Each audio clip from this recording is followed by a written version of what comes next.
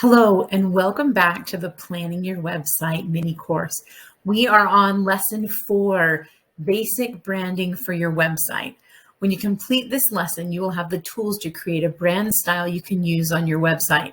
Now be excited because you're almost done. This is the fun lesson. You've done all the really hard stuff. Now it's time to have a little fun. So in this lesson, you're going to learn some basic branding guidelines and some simple tools you can use to help you start creating a beautiful brand. Let's start out. What is a brand? So a brand is a combination of things that identify your business. It includes things like your fonts, your color palette, your logo, images, shapes, the feeling and tone of your business and your website.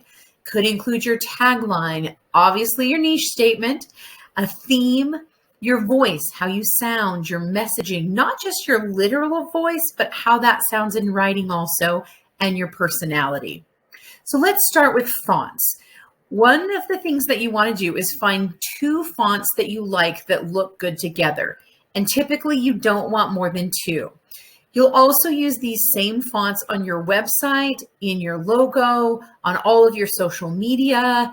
Everywhere that you put anything out, you're going to use these fonts. Typically, one of them is going to be a header font, and the other is usually used as a text font or for subheaders or both. Sometimes you use the same font for the text and the subheaders. Usually one font is a serif, that's the one with those little feet or those little lines on the end, and the other is a sans serif, and that means without the little feet, those are the straight fonts. To get some ideas and to see what some fonts look like, go to fonts.google.com, and there you can scroll through all kinds of different fonts, and they're all free, and you'll see lots of different ones. If you pick one that you like, click on it and then scroll down, and often they will give you a font pairing or one that they recommend to go with it. Or the other thing that you can do is you can Google the words font pairings and get some really good ideas of 2 fonts that go well together. All right, a color palette. Pick 2 to 3 main colors, and then you want to have some neutrals. You're going to want to have one contrasting color that stands out. You're going to use that on all of your call to action buttons. And if you want some ideas or you want to know what certain colors mean, you can Google the words color psychology, and you'll get all kinds of articles and charts and all kinds of information, probably more than you wanted to know. If you are still stuck and you want some other ideas, you can Google the word color palettes for, and then your type of business. So color palettes for life coaches, color palettes for accountants, color palettes for whatever your business is, and you will find tons and tons of options. All right, this next suggestion is really fun.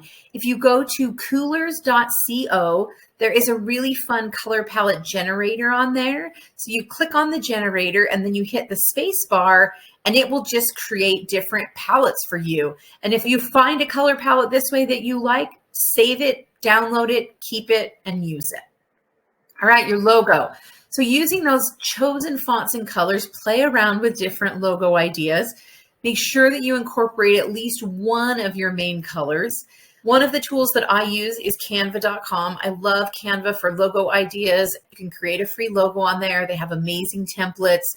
Don't reinvent the wheel. Go to Canva. You'll love it.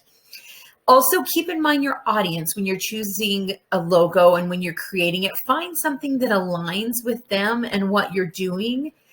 And then if you're a personal brand, you're a coach, you're a consultant, something like that, you can always use your name as your logo. You don't have to be creative. You can just use your name.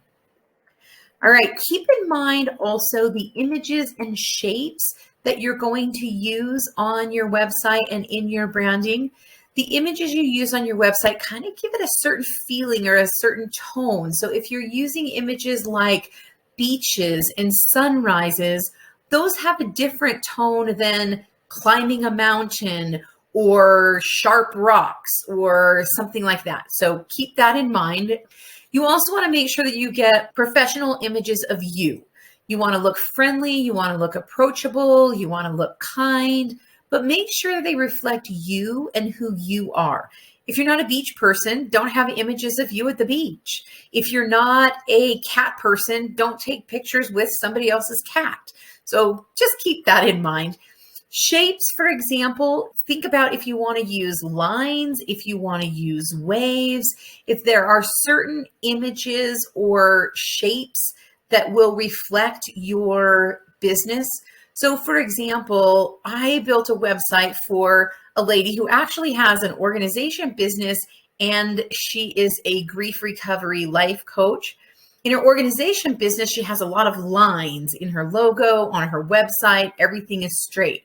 But on her grief recovery page, we used more waves. We softened it up. We had some softer images, softer lines, because we wanted a different feel on there. So keep that in mind.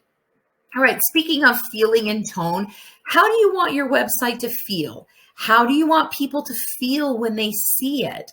And then think about, do your images and colors reflect that? Are you using soft colors? Are you using harsh colors? Are you using images that are outside that give people a feeling of joy?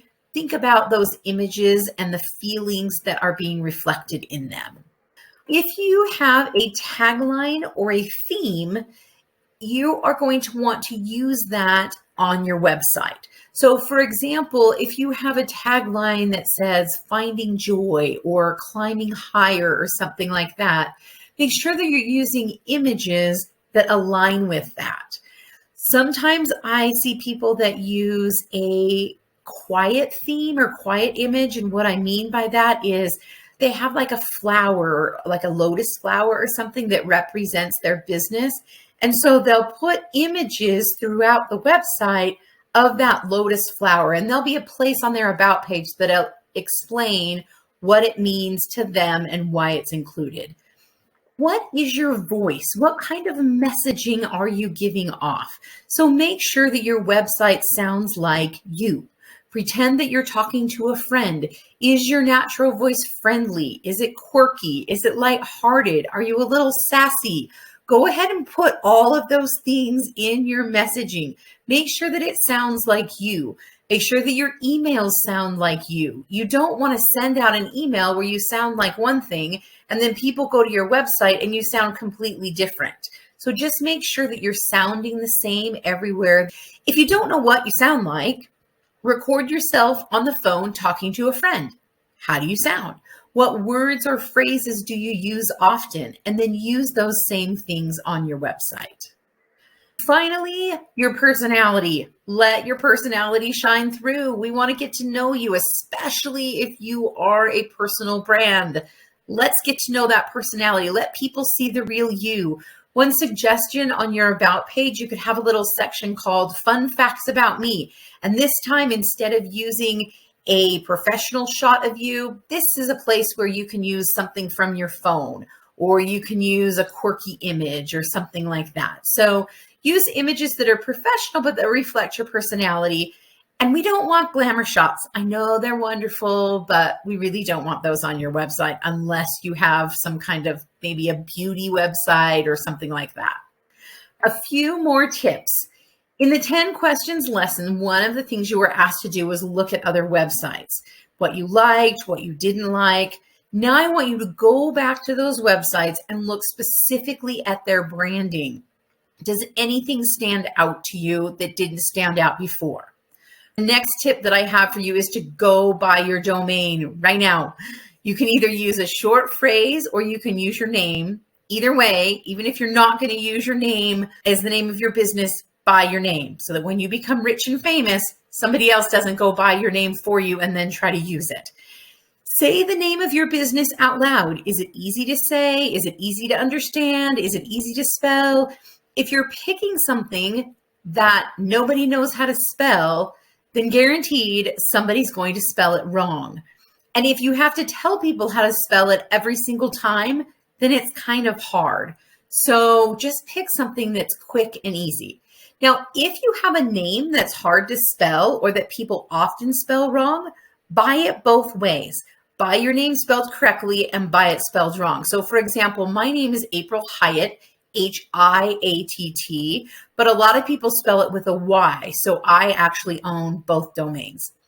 And then last, if you're able to buy a .com, buy a .com. They're always going to be better. They're just more intuitive for people. Finally, the most important thing with your branding, Be consistent. No matter what you do, be consistent everywhere with your branding. Every page should look like it goes with everything else. Be consistent in your colors, in your fonts, in your layouts. Use the same branding everywhere. Your social media, your emails, your website, not just the colors and fonts, but that messaging, that voice, everything should sound and look like you. Remember, this is the fun part. Don't stress about it. Don't spend too much time on this, and don't get stuck here. You really can get stuck here if you let yourself. So just pick something and run with it and just go. In this lesson, you learned some basic branding guidelines to help you create a brand for your business that you can use on your website and everything else that you do.